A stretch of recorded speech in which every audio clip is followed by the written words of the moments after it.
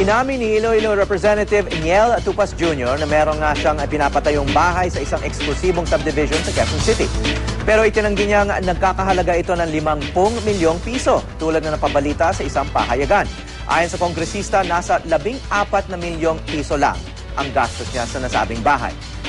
May kalakihan daw ito dahil malaki rin naman daw ang kanilang pamilya. Paglalinaw din ni Congressman Tupas, may deed of sale ang bahay at siguradong lalabas sa kanyang 2011 Statement of Assets and Net Worth and Liabilities o SALN. Napagawa raw niya ito sa pamamagitan ng personal loan at pangako pa nga niya, pag natapos ang bahay, invited na pumunta rito ang mga taga-media. So yung 50 million na yan, kalokohan yan. Ibig sabihin na it's part of the demolition job, it's black propaganda.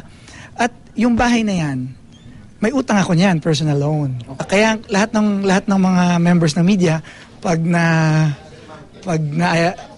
natapos na yung bahay ko, imbitahin ko kayo lahat para makita niyo hindi yan 50 million.